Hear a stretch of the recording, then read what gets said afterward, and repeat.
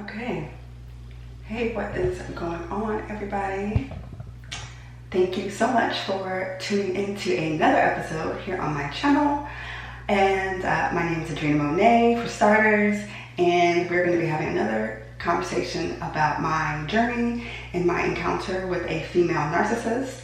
On my channel, in my space here on YouTube, we're going to be especially focusing on the characteristics and all of that, my personal experience with a female narcissist, because not only is it my experience and I've got expertise on the fact at this point that I did not foresee ever having, but then 2020 came and she did, and she's doing.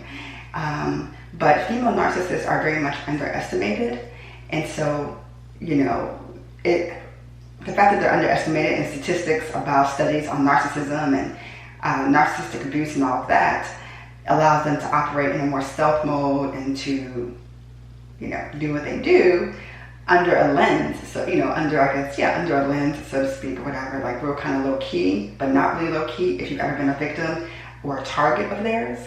And so let's go ahead and get into it. I first encountered the female narcissist and the counterfeit friend.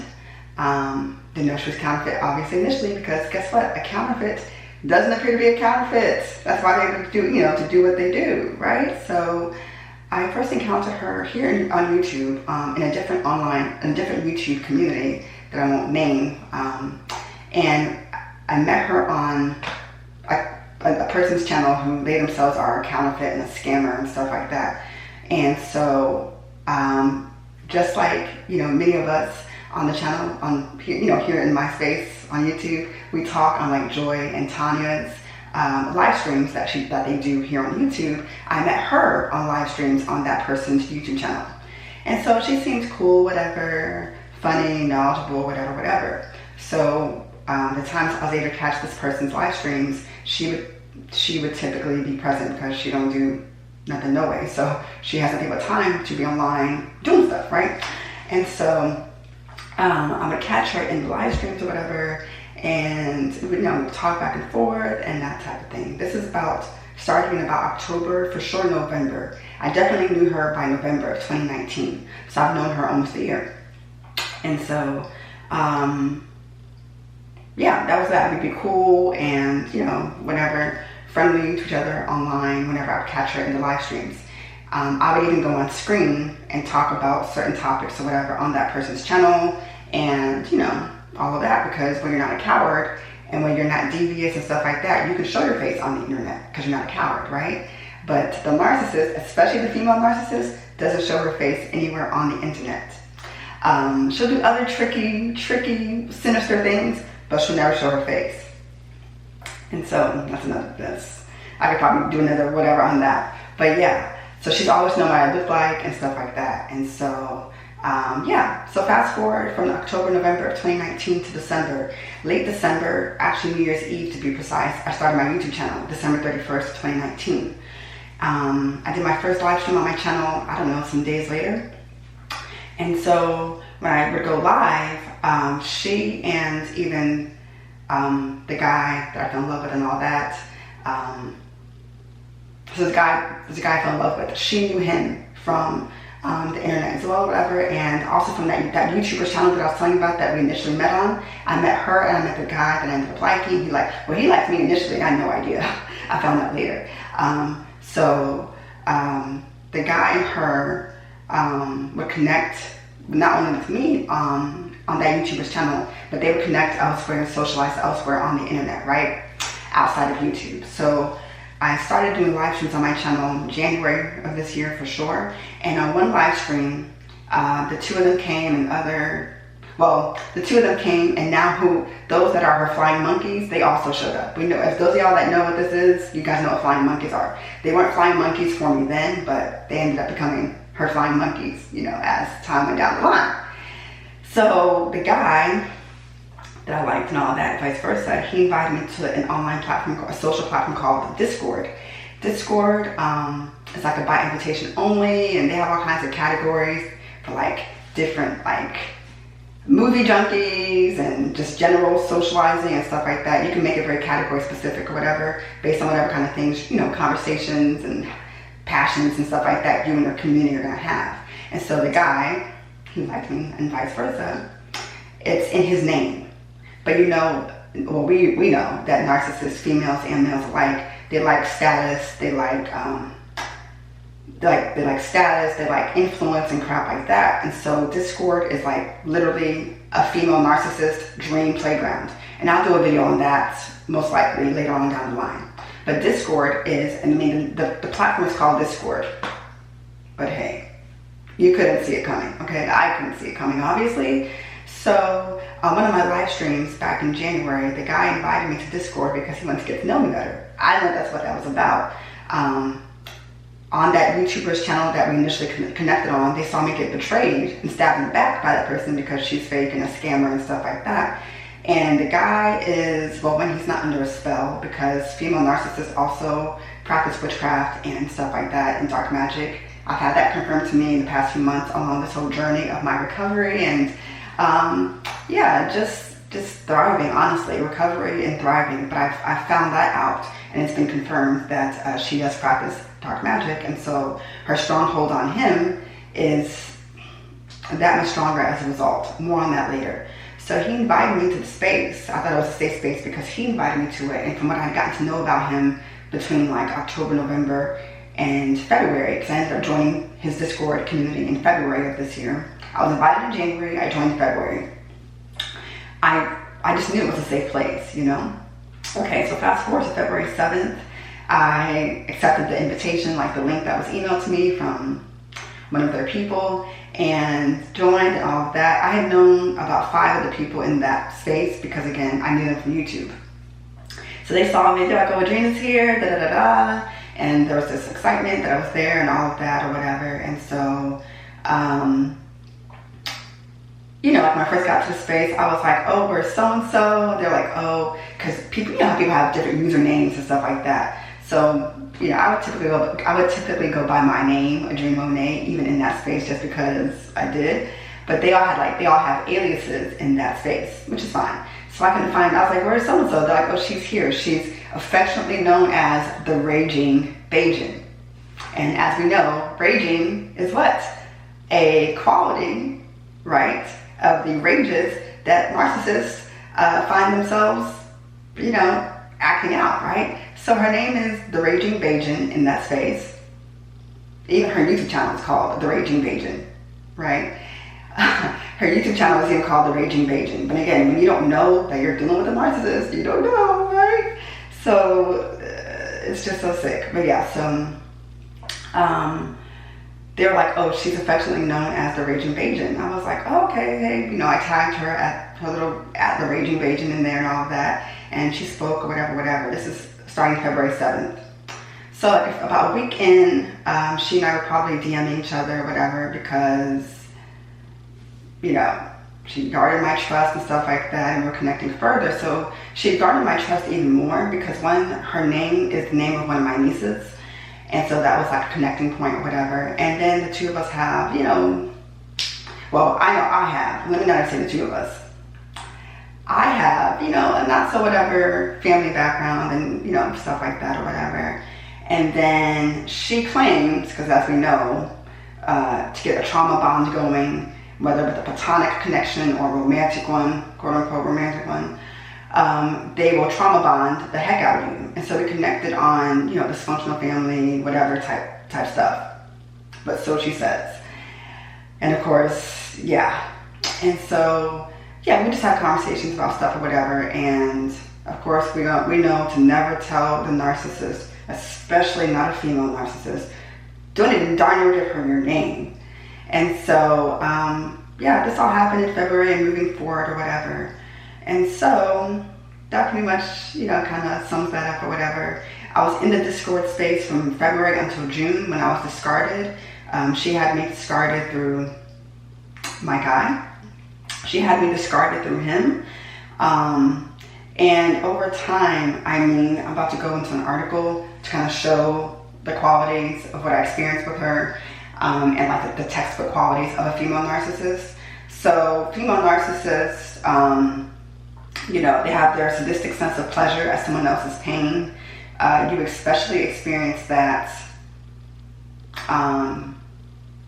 when you're being devalued. When you're being devalued, you especially experience that. But you see it in other contexts and situations when you're around the female narcissist. Of course, she's ruthless as hell.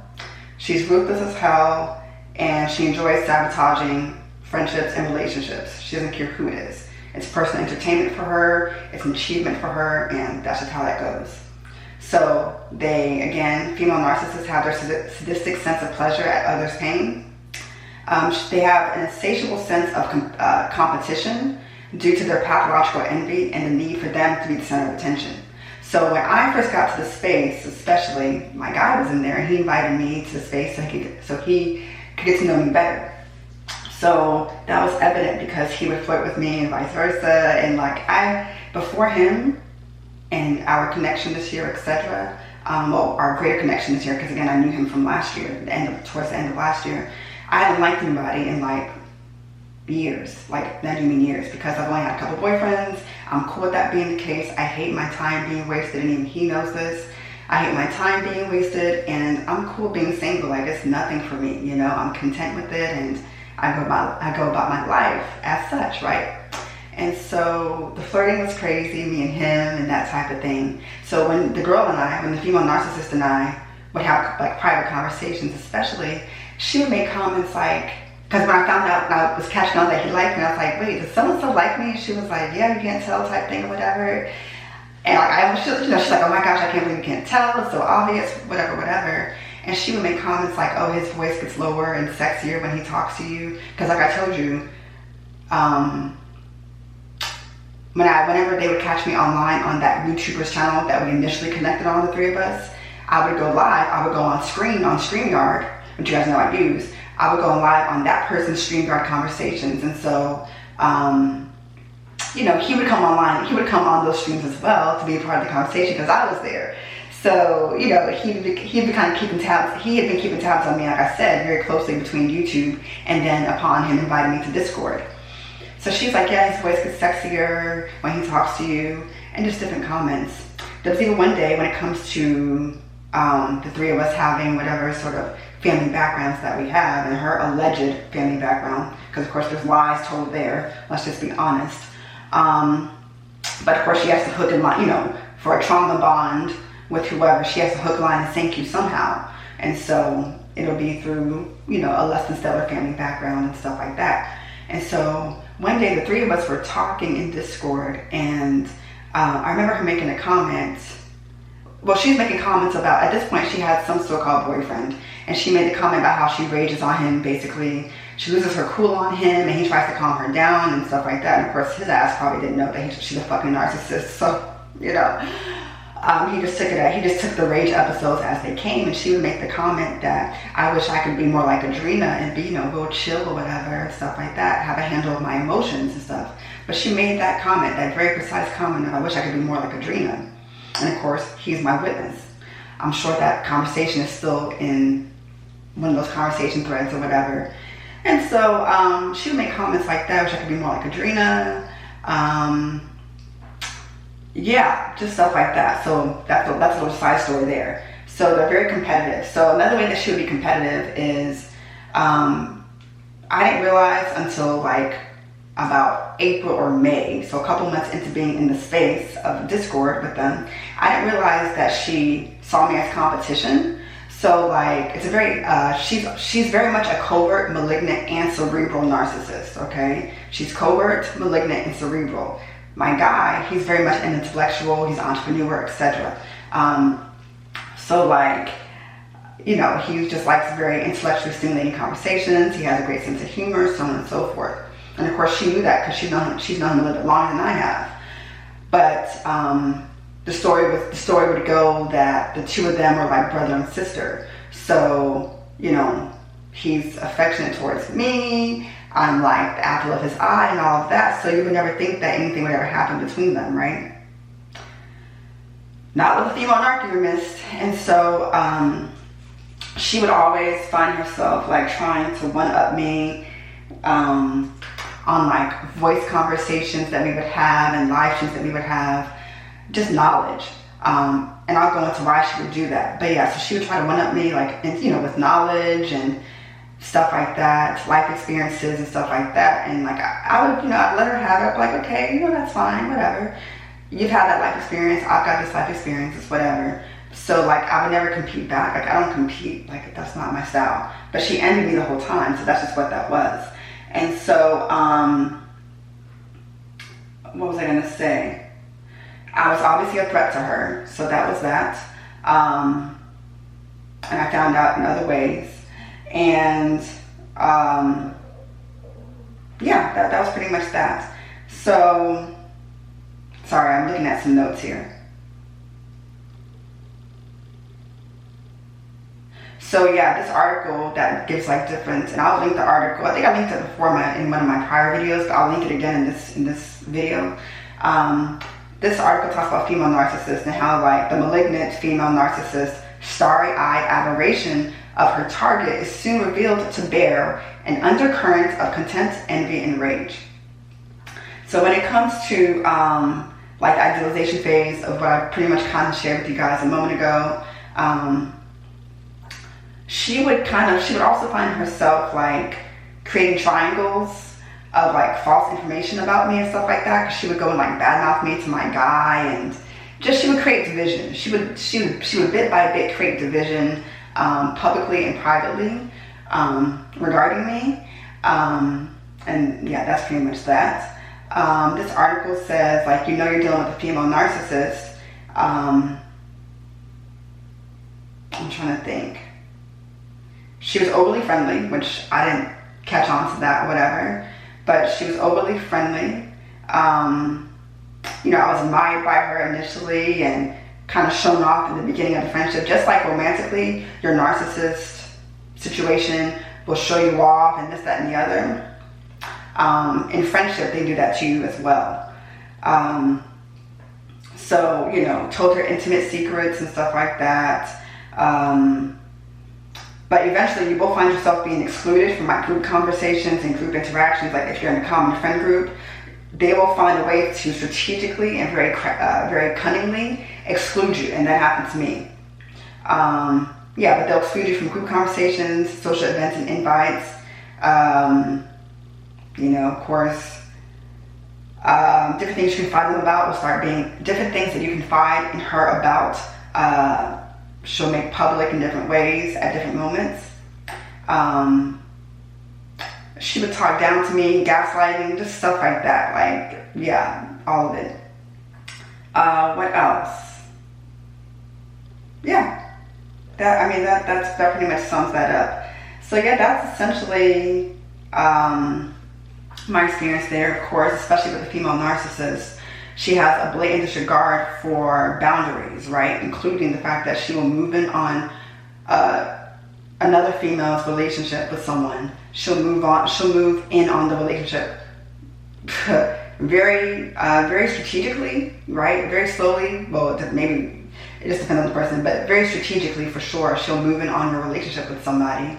And it's just crazy. And then of course she'll accuse you of being jealous and paranoid, of course, and stuff like that or whatever, and sow more discord, you know, sow more discord that way as well. And then before you know it, like someone who you love and vice versa, like you're divided against one another because she pit you guys against each other. I lived it. So that's kind of like a long story short of the whole situation. There may be a continuation of my encounters with her as I gather my thoughts more and everything, and then especially relative to the whole discord dynamic. But this is pretty much just kind of a summary of my encounter with the female narcissist. And yeah, so yeah, that's pretty much that. But again, you know, she will make a move on your partner. She can't stand when you're getting more attention than she does. Like, not that you're trying to get more attention, but she doesn't want the attention on anybody else but her, obviously. And she'll do that by whatever means necessary to get the attention off of you. And that's pretty much that. So female narcissists are definitely just as prevalent, let's be very clear, as the male narcissists. And they may very well, I dare say, be more ruthless, sadistic, insidious, and dangerous than male narcissists. So we can't let up on either type. We can't let up on either type. We've got to be vigilant and all of that. So hopefully I told this story very clear. I'll be back with a continuation of my experience and experiences in other videos. So I thank you so much for tuning in. Let me know if you've ever had a friendship with a female narcissist, or I guess a narcissist in general, but especially if you've had a friendship with a female narc. Let me know in the comments below your experience, and we'll keep the conversation going. My name is Adrena Monet. Thank you so much for taking time to have this sit down with me, and we'll talk again soon. Bye, y'all.